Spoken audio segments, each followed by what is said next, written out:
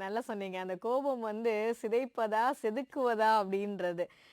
இதையெல்லாம் கோபம் வரக்கூடிய அந்த நேரத்துல வந்து நமக்கு யோசிக்க முடியுமா?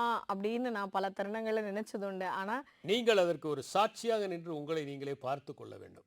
அதுதான் மனப்பக்குவம் என்று சொல்கிறேன். பல நேரங்களில் நாம் ஒன்றி போய் விடுகிறோம் உங்கள் உணர்ச்சியில். சில நேரங்களில் நீங்கள் மகிழ்ச்சி வருகிற போது அதிகமாக குதிக்கத் தொடங்கி விடுகிறீர்கள். அதற்கு முக்கியமான காரணம் நாம் அந்த மகிழ்ச்சியோடு ஒன்றி ஒன்று விடுகிறோம். சிறிது நேரம் சாட்சியாக நின்று பார்த்தால் நம்முடைய மகிழ்ச்சி தேவையில்லை, இவ்வளவு மகிழ்ச்சி அடைய தேவையில்லை, ஒரு சின்ன புன்னகை போதும் என்று நாம் நின்று விடுவோம். எனவே நம்மை நாமே சாட்சியாக நின்று பார்ப்பது மகிழ்ச்சி அடைகிற போது கூட அவற்றை நெறிப்படுத்தி வெளிப்படுத்துவதற்கு உதவியாக இருக்கும்.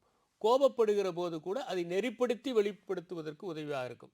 எந்த சூழலும் இது சாத்தியமா இல்லையா என்பதற்குத்தான் திருவள்ளுவரே நமக்கு வழி சொல்லியிருக்கிறார். இன்பத்துள் இன்பம் விடையாதவன், மகிழ்ச்சி வருகிற போது அதிகம் குதியாட்டம் போடாத ஒருவன் துன்பம் வருகிற போது அதிகம் தொய்வடைவதும் இல்லை என்று. அந்த சமநிலை அப்படின்றத வந்து எப்பவுமே நம்ம வச்சுக்கணும் இல்லையா சார்? இப்ப நெறைய உங்களுடைய படைப்புகளோடைய தலைப்புகளே வந்து ரொம்ப வித்தியாசமா இருக்கும். அதுல எனக்கு ரொம்ப பிடிச்ச ஒரு இது வந்து அரிதாரம். இந்த அரிதாரம் அப்படின்றது வந்து நம்ம வாழ்க்கையிலயும் பல இடங்கள்ல வந்து நாம அத எடுத்துக்கிட்டு தான் ஆக வேண்டியிருக்கு. அப்படி உங்களுடைய மனதுக்கு அரிதாரம் இட்ட ஒரு தருணம் இருக்கா? ஏதாவது ஒரு சூழல் இருக்கா சார்? சில நேரங்களில் சிலருடைய மனம் புண்படக்கூடாது என்பதற்காக நல்ல சில சொற்களை சொல்வது தனிப்பட்ட முறையிலே ஏற்பட்டிருக்கலாம். சரி. அதை கூட நான் அரிதாரம் என்று சொல்ல மாட்டேன். ஏனென்றால் சில நேரங்களில் நாம் அப்படி நல்ல சொற்களை சொல்லி சாதாரணமாக எழுதுகிறவர்கள் மகத்தான எழுத்துக்களை எழுதுவதை நான் கண்ணெதிரிலே பார்த்திருக்கிறேன். அவற்றை ஒரு சூப்பர் சார். உற்சாகமாகத்தான் கருதி கொள்ள வேண்டுமே தவிர அருமை. நாம் சமரசம் செய்து கொண்டோம் என்று கருத வேண்டிய அவசியமில்லை.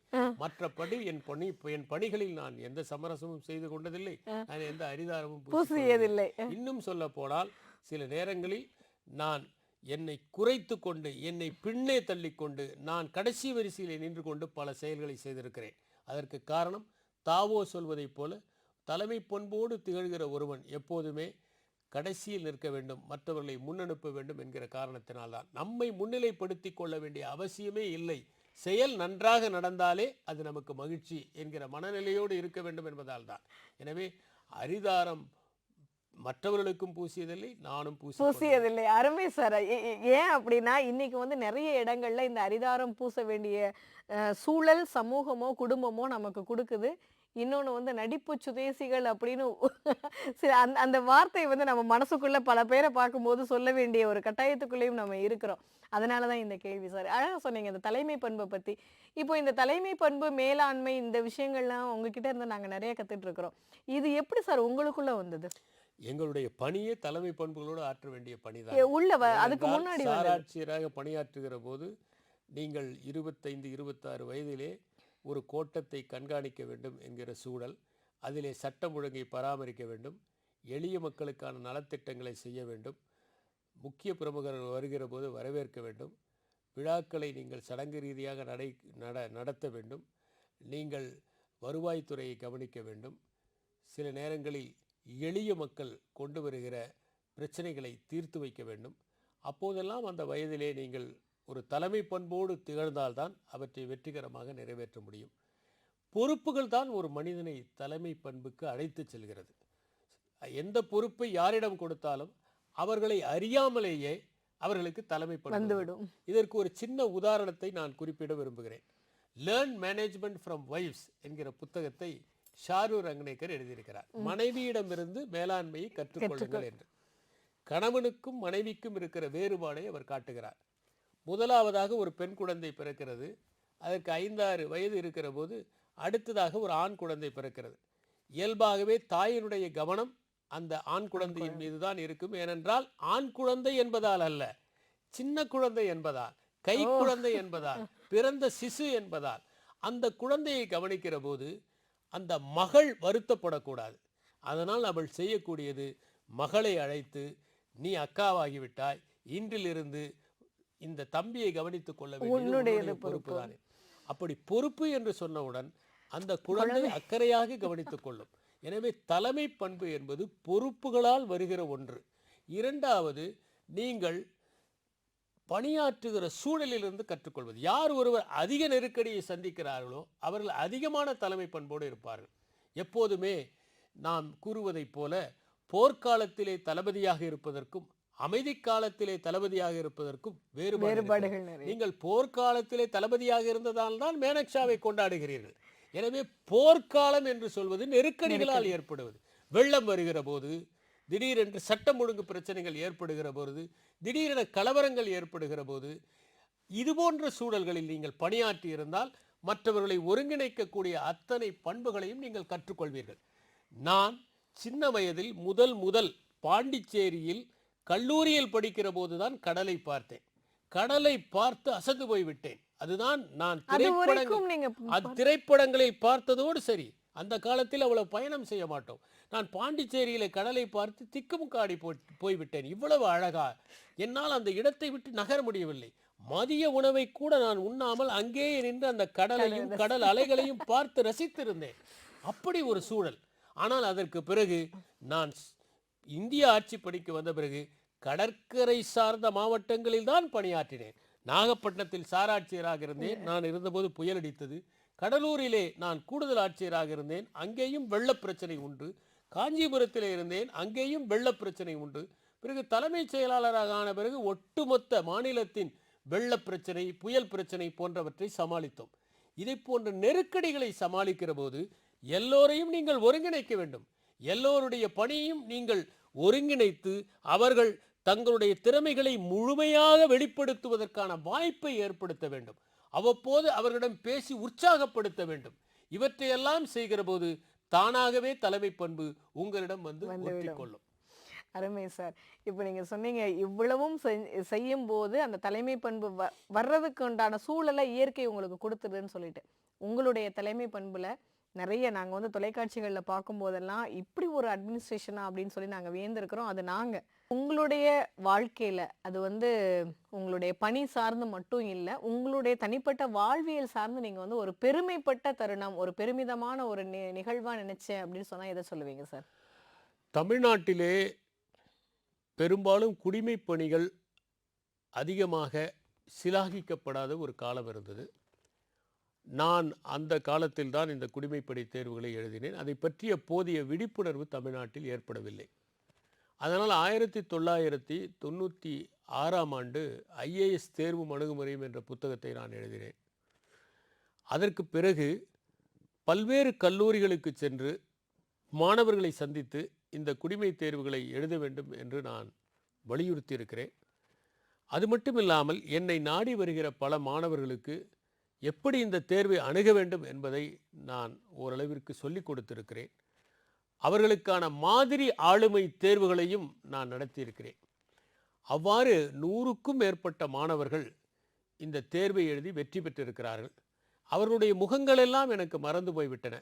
சில நேரங்களில் எங்கேயாவது சந்திக்கிற போது அவர்கள் என்னை வந்து சந்தித்து, நான் உங்களுடைய சொற்களால் ஈர்க்கப்பட்டுத்தான் இந்த தேர்வை எழுதினேன், நான் மாதிரி ஆளுமை தேர்வை உங்கள் வசம் வந்து கலந்து கொண்டு அதனால் பயன்பெற்றேன் என்று சொல்லுகிற போது ஏற்படுவது ஒரு மகிழ்ச்சி.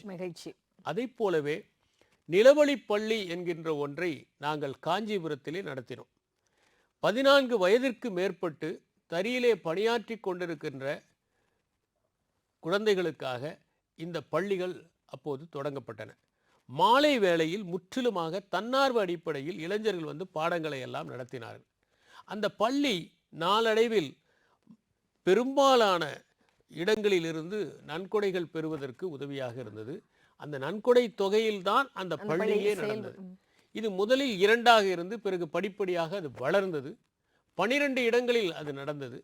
அந்த பள்ளியில் படித்த பல மாணவர்கள் தேர்வு எழுதி தங்களுடைய பள்ளி இறுதி படிப்பை முடித்ததோடு நிற்காமல் மேலும் சுயமாக கல்லூரி படிப்பை படித்து அவர்கள் இன்று 50-60 பேர் அரசு பணிகளில் இருக்கிறார்கள். அது பெருமிதத்திற்குரியது அல்ல. ஆனால் அவ்வாறு பணியில் சேர்ந்த ஒரு மாணவர் தனக்கு தாய் தந்தை இல்லாமல் பாட்டி தாத்தா படிக்க வைத்தார்கள் என்றும் நிலவழி பள்ளியில் சேர்ந்ததால் இப்போது அரசு பணி கிடைத்திருக்கிறதும் என்று சொல்லி தன்னுடைய முதல் மாத சம்பளத்தை அந்த நிலவழி பள்ளிக்காக தந்தார். அந்த நொடியில் நான் மிகவும் மகிழ்ச்சி அடைந்தேன். அடுத்ததாக மீனவர்களுக்கான வீடுகள் மீனவர்கள்தான் கட்ட வேண்டும் என்று நாம் சொன்னோம். அவ்வாறு அவர்கள் கட்டினால் செலவு குறையும், தரமாக கட்டுவார்கள் என்று கடலூரிலே அந்த முயற்சி எடுக்கப்பட்டு அதற்கு பிறகு அரசு 1993ஆம் ஆண்டு மீனவர்களே வீடு கட்டி கொள்ளலாம் என்கிற ஆணையை பிறப்பித்தது. அவ்வாறு மீனவர்களே கட்டிக்கொண்ட ஒரு கிராமம் முதலியார்குப்பம். அந்த முதலியார்குப்பத்திற்கும் எனக்கும் 30 ஆண்டுகளாக தொடர்ந்து நட்புறவு இருக்கிறது. அந்த பக்கம் செல்கிற போதெல்லாம் அவர்களை சென்று சந்திக்கிறேன் என்பதும், அந்த மக்கள் தொடக்கத்தில் மிக எளிமையான வாழ்க்கையை வாழ்ந்தவர்கள் இன்று நல்ல முன்னேற்றம் அடைந்திருக்கிறார்கள் என்பதையும் பார்க்கிற போது மகிழ்ச்சி ஏற்படுகிறது. கண்ணகி நகர் என்கிற ஒரு பகுதியில் மாரிசாமி என்கிற இளைஞர் அங்கே மாலை வேளையில் குழந்தைகளுக்காக தனி வகுப்பு நடத்துவதற்காக பள்ளி கட்டடத்தை திறந்துவிட வேண்டும் என்கிற அனுமதிக்காக வந்தார். அனுமதி அளிக்கப்பட்டது.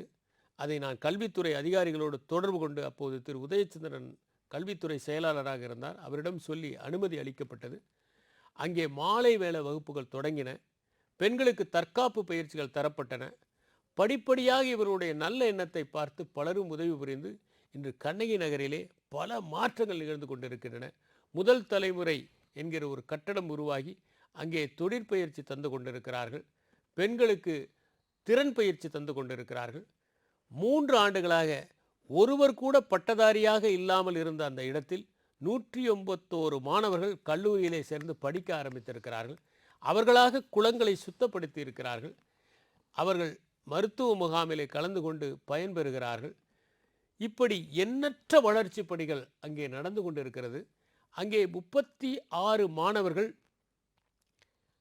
தங்களுடைய முயற்சியின் காரணமாக அகத்தியர் விண்வெளி ஆராய்ச்சி அறக்கட்டளையில் இணைந்து கொண்டு அவர்கள் சிறிய ராக்கெட் செய்வதற்கான பயிற்சியை பெற்றார்கள். அதிலே 9 மாணவர்கள் இஸ்ரோவிற்கு சென்று வந்திருக்கிறார்கள். இவற்றையெல்லாம் பார்க்கிற போது ஒரு சிறு முயற்சி எந்த அளவிற்கு வளர்ச்சிக்கான வித்தை இடும் என்பதையும், எந்த பகுதியிலும் நாம் சற்று கவனத்தை செலுத்தினால் மாரிசாமி போன்ற ஓர் இளைஞர் கிடைத்தால் மகத்தான மாற்றங்களை ஏற்படுத்த முடியும் என்பதையும் உணர முடிகிறது. அதை போலவே தலைமைச் செயலாளராக இருந்தபோது பல பணிகள் ஆற்றியிருந்தாலும் அதிலே மகிழ்ச்சிக்குரிய ஒன்றாக அந்த செஸ் ஒலிம்பியாடை வெற்றிகரமாக நடத்தியது இருந்தது. பெண்களுக்கான ஆட்டோ ஓட்டுகிற பயிற்சியில் முதலில் நாங்கள் கடலூரில் தான் கொடுத்தோம். அது வெற்றிகரமாக பெண்கள் பங்கேற்றது. இப்போ பல இடங்களில் பெண்களுக்கு ஆட்டோக்கள் வழங்குகிறார்கள். அது 1993 நாங்கள் பயிற்சி கொடுத்தோம். அதை போலவே சிறைச்சாலையிலே இருக்கிறவர்களுக்கு நாங்கள் பயிற்சி கொடுத்தோம். அவர்கள் நன்றாக கற்றுக்கொண்டார்கள். பிறகு அவர்கள் செய்த பொருட்களை எல்லாம் விற்று அவர்களுடைய பாஸ்புக்கிலே பணத்தை போட்டு அவர்களுக்கு கொடுத்தோம். இப்படி பல முயற்சிகள், ஒவ்வொரு முயற்சியை செய்கிற போதும் இவை எவையும் தனிப்பட்ட முயற்சிகள் அல்ல, கூட்டு முயற்சிகள், நிர்வாகத்தின் முயற்சி. ஆனால் இந்த முயற்சிகள் நமக்கு மகிழ்ச்சியை வரவழைக்கின்றன. நன்றி சார். அதாவது ஒரு சிறிய விதை, அது இங்கிருந்து தொடங்கியது, அது விதைத்து முளைத்து இன்று பல கிளைகளாக நிற்கிறது. அதை பார்க்கும்போது உண்மையிலேயே பெருமிதம் தான் நமக்கு. ஏன்னா வீட்டில் நம்ம ஒரு சின்ன செடியை நட்டு வச்சுட்டு உண்மைதான். ஏனென்றால் பூத்து நிற்கும் போது நம்ம பார்ப்போம் பார்த்தீங்களா. அண்மையில் நான் கடலூர் சிறைச்சாலைக்கு பார்வையிடுவதற்காக சென்றிருந்தேன். கடலூர் சிறைச்சாலையில் நான் கூடுதல் ஆட்சியராக பணியாற்றுகிற போது அங்கிருந்த உபரி நிலங்கள் 100 ஏக்கரில் தேக்கு, முந்திரி போன்றவற்றை நட்டோம். அது அந்த புயலுக்கு கூட தாக்கு பிடித்து இப்போது பெரும் மரங்களாக வளர்ந்திருக்கின்றன. காடு போல வளர்ந்திருக்கிறது. அண்மையில் அந்த இடத்திற்கு சென்று அக்டோபர் 2ஆம் தேதி காந்தி பிறந்த நாள் அன்றைக்கு அந்த சிறைச்சாலையில் சென்று அந்த மரங்களை பார்வையிட்ட போது மிகுந்த மனமகிழ்ச்சி ஏற்பட்டது. பிறகு அவர்கள் காந்தி பிறந்த நாள் என்பதால் அந்த சிறைவாசிகளிடம் பேசும்படியும் சொன்னார்கள். அவரிடம் பேசிவிட்டு நான் திரும்பினேன். அன்று மிகுந்த மனநிறைவாக இருந்தது. ஏனென்றால் நீங்கள் நட்ட செடி மரமாவதை பார்க்கிற போது உங்களுக்குள்ளும் ஒரு வளர்ச்சியை நீங்கள் காண முடியும், உங்களுக்குள்ளும் ஒரு மேம்பாட்டை காண முடியும். அருமை சார். அதுதான், அந்த மாதிரி தான் நீங்க தொடங்கிய ஒரு செயல் இன்னைக்கு தொடர்ந்து வேற பல இடங்கள்ல அது நடந்துட்டு இருக்கு அப்படின்றது. ஆரம்பிச்சோம்ப்பா, இன்னைக்கு நல்லா இருக்கிறாங்க. அந்த கண்ணகி நகரில் கூட இந்த நிலவொளி பள்ளி ஆரம்பித்திருக்கிறார்கள். அதிலே 39 பேர் சேர்ந்து பணியாற்றுகிறார்கள். அதில் 48 வயதாகிய ஒரு பெண்மணி, வேதநாயகி என்கிற பெண். அந்த பெண் கணவரை இழந்தவர், எப்போதோ படிப்பை தொடராமல் விட்டவர், இப்போது 10ஆம் வகுப்பு படித்து தேர்ச்சி பெற்றிருக்கிறார். 83 வயதிலே ஒருவர் எழுத படிக்க கற்றுக்கொண்டவர். 83 வயதில் முயற்சி இருந்தால் எதுவும் சாத்தியம். அருமை சார். நல்ல இந்த மாதிரியான செயல்களை பார்க்கும்போது நம்ம மனசு எந்த அளவுக்கு அப்படி ஒரு புலகாங்கிதம் அடையுமோ, அதே நேரம் ஒரு சில இரவுகள் இல்ல, இரவு நேரம் மட்டும் இல்ல. பல தருணங்கள்ல வந்து அலுவலகத்திலே இருப்போம். ஆனாலும் மனசாட்சி நமக்குள்ள ஏதோ ஒரு விஷயத்த வந்து சொல்லிக்கிட்டே இருக்கும். அப்படி உங்களோட வாழ்க்கையில வந்து மனசாட்சியோடு போராடிய ஒரு தருணம் இருக்கா? 2 விதமான பதங்களை நாம் ஆங்கிலத்தில் பயன்படுத்துகிறோம். ம். ஒன்று கான்ஷியன்ஸ், இன்னொன்று கான்ஷியஸ்னஸ். கான்ஷியஸ்னஸ். இதை பற்றி ஓஷோ ஒரு முறை ஒரு அற்புதமான விளக்கத்தை கொடுத்திருக்கிறார். மனசாட்சி என்பது என்ன? ம். மனசாட்சி என்பது இந்த சமூகம் உங்களுக்குள் திணித்த ஒன்று. திணித்த ஒன்று. ஏனென்றால் ஆ. உதாரணமாக சைவ உணவு சாப்பிடுகிற ஒருவருடைய குடும்பத்தில் சைவ உணவு சாப்பிடுவதுதான் சரி என்பது மனசாட்சியாக ஆகிறது. நிச்சயமா. என்றாவது அவர் அசைவ உணவு சாப்பிடுகிற போது முதல் முறை அந்த மனசாட்சி சற்று குத்துகிறது. இது திணிக்கப்படுகிற ஒரு மனசாட்சி. ம். ஆனால் அதே நேரத்தில் உள்ளுணர்வு என்பது இன்னும் உன்னதமானது. அது சமூகம் திணித்தது அல்ல. அதனால்தான் நமக்கு நாமே காலத்தை தாண்டி திருவள்ளுவர் சிந்தித்தார். அனைவருமே மாமிசம் அருந்துகிற ஒரு காலத்திலே, மாமிச உணவு உடலுக்கு தீமையானது என்று கூட சொல்லப்படாத காலத்தில் அவர் சொன்னார், கொல்லால் புலால் உண்ணானை என்று அவர் சொன்னார். அப்போது அவர் பிறன்மனை நோக்கா பேராண்மை வேண்டும் என்று சொன்னார். இப்படியெல்லாம் திருவள்ளுவர் சொன்னதற்கான காரணம், அவர் உள்ளுணர்வின் பால் அதை சொல்லியிருக்கிறார். நான் மாமிச உணவு தவறு என்று சொல்லவில்லை, அவர் சிந்தித்ததை பற்றி சொல்லுகிறேன். இதில் எந்த உணவு சரி எந்த உணவு சரியில்லை என்பதற்கான தீர்ப்பை எழுதுவதற்கு நாம் தேவையில்லை. உதாரணமாக நான் சொல்லுகிறேன், எஸ்கிமோக்கள் எப்படி சைவ உணவை சாப்பிட முடியும்? சில குளிர் பிரதேசங்களில் இருக்கிற மங்கோலியர்கள் எப்படி சாப்பிட முடியும்? எந்த பயிரும் விளையாத இடத்துல எதை சாப்பிட முடியும்? எனவே உணவு என்பது சூழலை பொறுத்து தேர்ந்தெடுத்துக் கொள்கிற ஒன்று. ஆனால் அதில் நான் சொல்ல வேண்டிய ஒரே ஒரு கருத்து, உள்ளுணர்வு என்பது சமூகத்தை தாண்டி சிந்திக்கக்கூடிய ஒன்று, தூய்மை. அதனால்தான் அகந்தூய்மை வாய்மையார் காணப்படும் என்று சொன்னார். எனவே அந்த தூய்மையின் பால் நீங்கள் பார்க்கிற போது, நீங்கள் மனசாட்சி என்பதை சமூகம் திணித்ததை வைத்துக்கொண்டு அளவுகோல்களாக வைத்துக்கொண்டு ஆராயாமல் உங்களுடைய உள்ளுணர்வின் பால் நீங்கள் ஆராய வேண்டும். எப்போதுமே ஒருவருக்கு தண்டனை கொடுப்பது தான் மிகவும் சிரமமான ஒன்று. அதற்காக ஒரு கதை இருக்கிறது.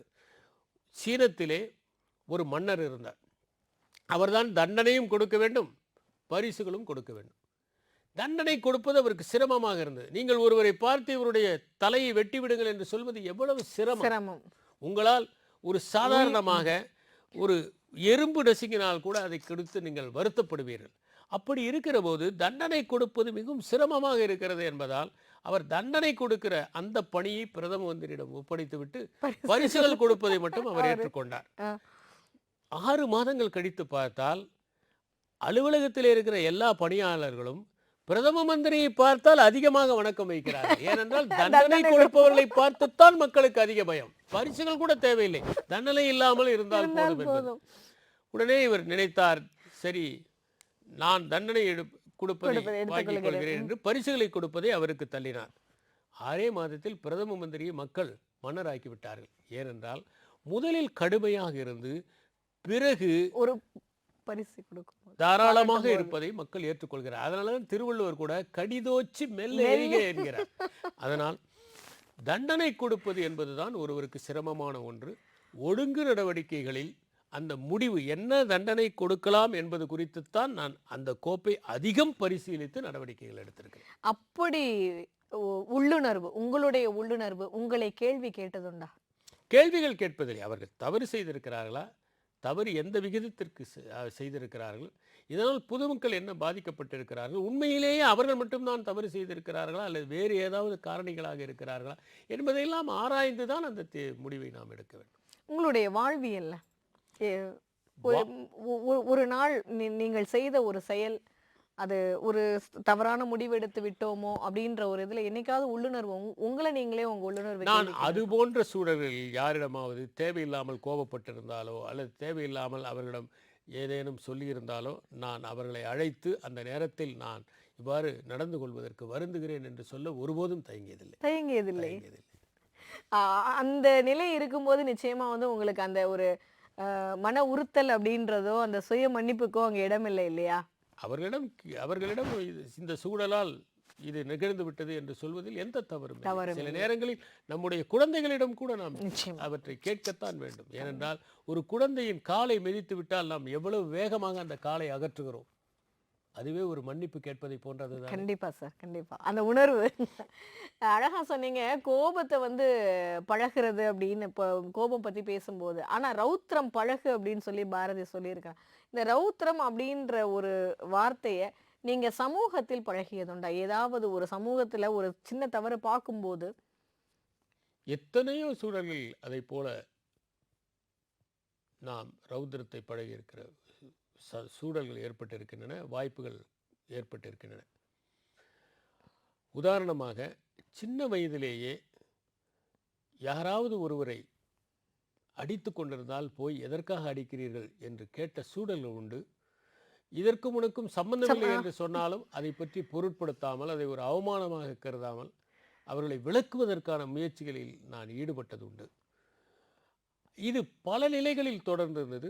பணியிலே சேர்ந்த பிறகு இதை தனிப்பட்ட முறையிலும் செய்வதற்கான வாய்ப்புகள் ஏற்பட்டன. ஏனென்றால் பலர் தங்களுடைய தனிப்பட்ட குறைகளை கூட என்னிடம் வந்து கூறுவது உண்டு. உதாரணமாக நிர்வாகத்திற்கு உட்படாத சில குறைகளை கூட நான் சாராட்சியராக இருக்கிற போதே ஒரு பெண்மணி தன்னுடைய அண்ணன் தன்னிடம் பேசுவதில்லை, திருமணமான பிறகு தன்னை ஒதுக்கி விடுகிறார் என்று என்னுடைய வீட்டிற்கு வந்து சொன்னார். அப்போது நான் சொன்னேன், நான் யார் எந்த பெண்ணையும் வீட்டிலே பார்ப்பதற்கு அனுமதிப்பில்லை. அவர் சொன்னார், உங்களை அலுவலகத்தில் வந்து பார்த்தால் என்னுடைய அண்ணனுக்கு தெரிந்துவிடும், ஏனென்றால் அவரே மாவட்ட ஆட்சியர் அலுவலகத்தில் தான் வேலை செய்கிறார், அதனால் வந்தேன் என்று சொல்லி அதற்கு பிறகு அவரை அழைத்து சமாதானப்படுத்தி கோபப்பட்டு இப்படி செய்யலாமா என்றெல்லாம் சொல்லி பிறகு அவர்களை இணக்கமாக இருப்பதற்கான அறிவுரைகளை சொல்லி அனுப்பி வைத்தேன். எனவே கோபப்படுவது, சமூகத்திலே படுவது, எங்கேயாவது அநீதி இழைக்கப்படுகிறது என்றால் இயல்பாக வருகிற கோபத்தை கட்டுப்படுத்தியதில்லை, ஆனால் அதை நெறிப்படுத்தியது உண்டு. அருமை சார். கட்டுப்படுத்தியது, அந்த நெறிப்படுத்தக்கூடிய இடம் அது ரொம்ப சென்சிட்டிவான ஒரு இடம் இல்லையா சார்? ஆனா அதை உங்களால வந்து கரெக்டா கொண்டு அந்த லைனை வந்து ஃபாலோ பண்ண முடியுது. வாழ்க்கை என்பது தொடர்ந்த முயற்சி. நாம் அனைத்தையும் வென்று விட்டோம் என்று சொல்ல முடியாது. போக போக இன்னும் கூட மெருகேற்றுவதற்கான வாய்ப்புகள் இருக்கும். அந்த வாய்ப்புகள் தான் நம்மை மெருகேற்றிக் கொண்டே இருக்கும். அருமை சார். இப்போ உங்களிடம் உங்களுக்கு பிடித்தது என்ன, பிடிக்காதது என்ன? உங்களிடம் அப்படின்னு சொல்லும்போது இறையன்பு சார் கொஞ்சம் இன்னொரு இறையன்பு சாரா இந்த பக்கம் வந்து நின்றுட்டு உங்ககிட்ட பிடிச்சது பிடிக்காததுன்னா எப்படி சார் பட்டியலிடுவீங்க? என்னிடம் பிடித்தது என்று சொன்னால் நான் எந்த சூழலிலும் புகார்களுக்கு இடமில்லாமல், எந்த புகாரும் செய்யாமல் கிடைத்த உணவை சாப்பிட்டு கொண்டு இருக்கிற இடத்தில் படுத்துக்கொண்டு நீங்க புகார் யாரிடமும் புகார் வாழ்க்கையை பற்றிய புகார்கள் எனக்கு எதுவும் இல்லை. வாழ்க்கையை பொறுத்தவரை எப்போதும் எனக்கு நிறைவுதான் இருக்கிறது. ஒவ்வொரு நாளும் நான் என்னை அறியாமலேயே நான் நன்றி சொல்லிக் கொண்டிருக்கிறேன். இந்த வாழ்க்கை கிடைத்ததற்காக நான் நன்றி சொல்லிக் கொண்டிருக்கிறேன். என்னுடைய வழிபாடு என்பது நன்றி சொல்வதாகத்தான் அமைந்திருக்கிறதே ஒழிய புகார் சொல்வதாக இல்லை. ரசியா என்கிற ஒரு சுஃபி துறவி இருந்தார். ஒருவன் தலையிலே காயத்திற்காக கட்டு போட்டு கொண்டு வந்தான். அவனிடம் ரசியா சொன்னார், இப்போது புகார் கட்டு போட்டிருக்கிறே, எப்போதாவது நீ நன்றி கட்டு போட்டாயா என்று. அதை போல நான் நன்றி கட்டு போட்டு மட்டுமே புகார் கட்டு போடுவதில்லை. என்னிடம் பிடிக்காதது என்று சொல்வது என்னவென்றால், நான் நினைப்பது பல நேரங்களில் தவறான மனிதர்கள் மீது நாம் அதிக அன்பு செலுத்தி விடுகிறோமா என்பதுதான். பின்னால் அதை உணர்ந்து இவ்வளவு அன்பை நாம் தொடக்கத்திலே செலுத்தி இருக்க வேண்டாம் என்று என்கிற உணர்வை பெறுவது. இன்னொன்று, அனைவருமே இனியவர்கள், அனைவருமே நம்பிக்கைக்குரியவர்கள் என்று எண்ணுவது. ஆனால் இது தவிர்க்க முடியாதது. ஏனென்றால் என்னுடைய இயல்பு அப்படி. அருமை சார். அப்போ அது எப்போதாவது அந்த இயல்பில் இருந்து மாற்றிக்கொள்ள நினைத்திருக்கீங்களா நீங்க? மாற்றிக்கொள்ள முடியாத சில இயல்புகள் உண்டு. மனிதர்களை நம்புவது எந்த வகையிலே மாற்றிக்கொள்ள முடியாது. அருமை சார். எச்சரிக்கையாக இருக்க வேண்டும் என்றுதான் நாம் நினைக்கிறோம். ஆனால் அந்த நேரத்தில் மட்டும்தான் மனம் அப்படி யோசிக்கிறது. அதான் இதயம் வந்து எப்போதும் அன்பிற்கு இலகி இடம் கொடுப்பது இல்லையா? அதனால நாம் அனைவருமே அன்பின் யாசகர்கள். அருமையான வார்த்தை சார். எப்போதாவது இந்த அன்பு போதும் எனக்கு வாழ்க்கையில் கிடைத்தது என்று சொல்கிறோமா? உதாரணமாக நீங்கள் பாதையிலே நடந்து கொண்டு போகிறீர்கள். அப்போது யாராவது உங்களை பார்த்து புன்னகைத்தால் நீங்கள் திரும்பி புன்னகைக்கத்தானே செய்வீர்கள். அந்த புன்னகை உங்களுக்கு மகிழ்ச்சியை தருவதில்லையா? கண்டிப்பா. நீங்கள் செல்கிறீர்கள், ஒரு இடத்திலே பயணச்சீட்டு பெறுகிறீர்கள். அந்த பயணச்சீட்டை கொடுப்பவர் ஒரு புன்னகையோடு கொடுத்தால் நீங்கள் மகிழ்ச்சியோடு தானே ஏற்றுக்கொள்கிறீர்கள். நிச்சயமா. நான் இந்த நிலையத்திற்கு வந்தபோது நீங்கள் எல்லாம் மகிழ்ச்சியாக வரவேற்ற போது எனக்கு மகிழ்ச்சி ஏற்பட்டதல்லவா? அதனால் நாம் அனைவருமே எவ்வளவு கிடைத்தாலும் இன்னும் அன்பு வேண்டும், அன்பு வேண்டும் என்று நினைக்கிற அன்பின் யாசகர்கள் தான். கொடுப்பதிலா இன்பம் பெறுவதிலா அப்படின்றது அன்பை பொறுத்த வரைக்கும் 2 வழியில இல்லையா? இந்த உலகம் புவியீர்ப்பு விசையினால் மட்டுமே சுற்றி கொண்டிருக்கவில்லை, அன்பினால் சுற்றி கொண்டிருக்கிறது. அருமை அருமை சார், அருமை. இப்போ உங்களுடைய இந்த நீண்ட நெடிய இத்தனை ஆண்டு கால வாழ்க்கை பயணத்துல அது உங்களுடைய பணி சார்ந்தா இருக்கட்டும், வாழ்வியல் சார்ந்தா இருக்கட்டும், உங்களுடைய முன்னத்தியர் அப்படின்னு சொன்னா ஒவ்வொன்றில் ஒவ்வொன்று. என்னுடைய பெற்றோர் எப்படி தூய்மையாக நடந்து கொள்ள வேண்டும், நேர்மையாக நடந்து கொள்ள வேண்டும் என்பதை சொல்லிக் கொடுத்தார்கள். என் தாய் எங்களுக்கே ஆசிரியராக இருப்பார், எங்களுக்கு பாடம் நடத்துவார். ஆனால் எங்களுடைய தேர்வுத்தாளில் நாங்கள் எழுதியதுக்குத்தான் மதிப்பெண் போடுவார். அவரே வினாத்தாளை தயாரிக்கிற தேர்வுகளும் உண்டு. ஆனால் என்ன வினா கேட்பார்கள் என்பது எங்களுக்கு தெரியாது. எனக்கு வகுப்பாசிரியராக இருந்திருக்கிறார். ஒரே ஒரு மதிப்பெண்ணால் நான் முதல் வரிசையை இழந்தேன். அந்த ஒரு மதிப்பெண்ணை அவர் போடவில்லை. இதுபோல பல சந்தர்ப்ப சூழ்நிலைகளில் நாம் நேர்மையாகவும் தூய்மையாகவும் வாய்மையாகவும் இருக்க வேண்டும் என்பதையும், கடின உழைப்பை சிந்த வேண்டும் என்பதையும் எங்கள் பெற்றோரிடமிருந்து நாங்கள் கற்றுக்கொண்டோம். உதாரணமாக ₹1, அந்த காலத்தில் ₹1 என்பது பெரிய தொகை. ₹1 மளிகை கடையிலே அதிகமாக கொடுத்து விட்டால் உடனடியாக அதை கொண்டு போய் திருப்பி கொடுப்பதற்கு என் தந்தை எங்களை விரட்டுவார். அதே போல வீட்டிலே இரவு நேரத்தில் எல்லோரும் ஏதாவது படித்து கொண்டிருப்பார்கள். என் தாய், நாங்கள் எல்லாம் பிறந்து நான் 8ஆவதோ 9ஆவதோ படித்து கொண்டிருக்கும் போது தமிழ் படித்தார். எல்லோரும் உட்கார்ந்து படித்து கொண்டிருப்போம், புத்தகங்களை வாசிப்போம். படிப்பது, விவாதிப்பது போன்றவற்றிற்கெல்லாம் எங்களுடைய குடும்ப சூழல் உதவியாக இருந்தது. பேச்சு போட்டியில் எப்படி பேச வேண்டும் என்பதை பயிற்றுவிப்பதற்கும் எழுதுவதற்கும் என் தந்தை எங்களை ஊக்கப்படுத்தினார். இதை போன்ற பலவற்றில் எங்களுடைய குடும்பம் ஒரு உதாரணமாக இருந்தது. என் தந்தையிடமிருந்து சிலவற்றை கற்றுக்கொண்டேன், என் தாயிடமிருந்து சிலவற்றை கற்றுக்கொண்டேன். என்னுடைய சகோதரர் இருக்கிறார், திருப்புகழ் என்ற பெயர். அவரிடமிருந்து தத்துவ புத்தகங்கள் எவற்றை படிக்க வேண்டும், ஜெய கிருஷ்ணமூர்த்தி, ஓஷோ போன்ற பலவற்றை, நான் சொன்னேனே ஜார்ஜ் குல்ஜீஃப், ஜென், தாவோ போன்றவற்றை எல்லாம் எனக்கு அறிமுகப்படுத்தியவர் அவர். அவர் மூலம் பலவற்றை நான் கற்றுக்கொண்டேன். நான் வேளாண்மை படித்து கொண்டிருக்கிற போது, நீ இந்திய ஆட்சி பணிக்கு வந்தால் சிறப்பாக பணியாற்றலாம் என்கிற உற்சாகத்தை கொடுத்தவர் என்னுடைய உளவியல் ஆசிரியர், பேராசிரியர் சங்கரன் என்பவர். அவர்தான் என்னை உற்சாகப்படுத்தினார். எனவே அவரும் சுப்பாராமன் என்கிற இன்னொரு பேராசிரியரும், அவர்கள் இருவரும் அந்த வகையிலே எனக்கு உற்சாகப்படுத்தியவர்களாக இருந்தார்கள்.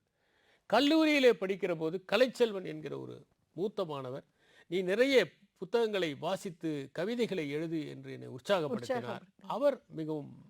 அந்த கல்லூரி நாட்களுக்கு முன்னாடி உங்களுடைய எழுத்தார்வம் அப்படின்னு? கல்லூரிக்கு முன்னால் ஏதோ எழுதுவோம், ஆனால் முறையாக எழுத வேண்டும், நிறைய படிக்க வேண்டும், நிறைய வாசிக்க வேண்டும் என்று. அதே போலவே பல புத்தகங்களை கொடுத்து வாசிக்க சொன்ன நண்பர்கள் இருக்கிறார்கள். படிப்பதற்கும் விவாதம் செய்வதற்குமான பயிற்சியை கொடுத்த சில நண்பர்கள் இருக்கிறார்கள். இதை போல பலர் என்னுடைய வாழ்க்கையிலே எனக்கு வழிகாட்டியாக இருந்திருக்கிறார்கள், உற்சாகப்படுத்தியிருக்கிறார்கள், ஊக்கப்படுத்தியிருக்கிறார்கள். அதில் ஒருவரை மட்டும் நாம் கூற முடியாது. இவர்கள் அனைவரையுமே உள்ளடக்கியதாகத்தான் இருக்கிறது. சில நேரங்களில் நம்மை விட வயதில் இளையவர்களாக இருப்பவர்களிடமிருந்து கூட நாம் பலவற்றை கற்றுக்கொள்ள வேண்டியது. உதாரணமாக சில நேரங்களில் நான் என்னுடைய மகனிடம் கேட்டு சிலவற்றை கற்றுக்கொள்வது உண்டு. கற்றுக்கொள்வதற்கு வயது என்பது ஒரு தடையே கிடையாது, வயது ஒரு வரம்பும் இல்லை. யாரிடமிருந்து வேண்டுமானாலும் கற்றுக்கொள்ளலாம். உயர்தினையிடமிருந்து தான் கற்றுக்கொள்ள வேண்டும் என்பதில்லை, அக்ரிணையிடமிருந்து கூட நாம் கற்றுக்கொள்ள வேண்டியவர்களாக இருக்கிறோம். நம்முடைய வளர்ப்பு மிருகங்கள் நம்மிடம் அன்பு செலுத்துகின்றனவே, அந்த அன்பிற்கு இணையானது என்ன? நம்மை நம்பி நம்மிடம் வருகின்றனவே, அவற்றின் அன்பிற்கு ஏதாவது இணையாக இருக்க முடியுமா? எனவே அன்பு செலுத்துவதை நாம் விலங்குகளிடமிருந்து கற்றுக்கொள்ள வேண்டும். உதாரணமாக, நீங்கள் உங்கள் வீட்டிலே பால் வைத்திருக்கிறீர்கள், ஒரு கிண்ணம் நிறைய ஊற்றுகிறீர்கள். நீங்கள் கிண்ணம் நிறைய இருக்கிறது என்பதற்காக அந்த பூனை குடித்து விடுகிறதா? இல்லை. அதற்கு தேவையானதை தேவையானவோ. மட்டும்தான் அது குடிக்கிறது. நாம் எப்படி உண்ண வேண்டும் என்பதை விலங்குகளிடமிருந்து கற்றுக்கொள்ள வேண்டும். அருமை, உணவு அருமை, நிறைய அருமை இருக்கிறது சார். என்பதற்காக முழுவதையும் காலி செய்வதற்காக நாம் உண்ணுகிறோம். எனவே வாழ்வதற்கு எப்படி என்பதை பல நேரங்களில் மரங்களிலிருந்து கற்க வேண்டும், பறவைகளிடமிருந்து கற்க வேண்டும், விலங்குகளிடமிருந்து கற்க வேண்டும். அருமை சார். முன்னத்தியர் அப்படின்னு கேட்கும்போது நான் வந்து உண்மையிலேயே நான் வந்து உங்களை சார்ந்த நண்பர்கள், சமுதாயம் அப்படிதான் நான் எதிர்பார்த்தேன். ஆனா நீங்க அந்த சமுதாயத்துக்குள்ள பறவைகள், மரங்கள், விலங்குகள் இந்த மாதிரியான செய்திகளை கொடுக்கும்போது இந்த நிகழ்ச்சி கேட்டுட்டு இருக்கிறவங்களுக்குமே இன்னும் வீட்டை விட்டு வெளியில வரும்போதும் சரி, ஏன் வீட்டுக்குள்ள இருக்கும்போதும் சில நீங்க சொன்ன மாதிரி உயர்திணை அல்லாத விஷயங்கள்ல ஒரு இருந்து ஒரு சின்ன உதாரணம் சொல்கிறேன். ஒரு குதிரை வண்டியிலே கட்டப்பட்டு இருக்கிறது. அதற்கு அந்த பையிலே தானியங்கள் ம், வைத்திருக்கிறார்கள். பக்கத்திலே புறாக்கள் மேய்ந்து கொண்டிருக்கின்றன. அந்த குதிரை தன்னுடைய வாயில் சில தானியங்களை எடுத்து அந்த புறாக்கள் உண்பதற்காக போடுகின்றது. அந்த புறாக்கள் வந்து அவற்றை சாப்பிடுகின்றன. அந்த குதிரைக்கு இருக்கிற பரோபகாரம் நமக்கு இருக்கிறதா? சார் அந்த வாழ்வியல் சிந்தனையை வந்து நீங்க அந்த காட்சி நமக்கு உணர்த்திட்டு போகும். அதுதான் ஏன் அப்படின்னா நம்ம பயணப்படும் போது வந்து வெறுமனே வந்து நம்ம பார்வைகளை மட்டுமே இது பண்ணிட்டு இருக்கிறோம். அதுல இருந்து எதை பதிய பண்றோம் அப்படின்றது வந்து தேவையான ஒரு விஷயம். ரொம்ப நிறைய நல்ல செய்திகள்லாம் வந்து எங்களுடைய விவித் பாரதி தமிழ் பண்பலை நேயர்களுக்காக நீங்க கொடுத்துட்டே இருக்கீங்க. முன்னத்தி ஏர்ல வந்து நிறைய வித்தியாசமான பதில்களை உங்ககிட்ட இருந்து வாங்கிட்டோம் சார்.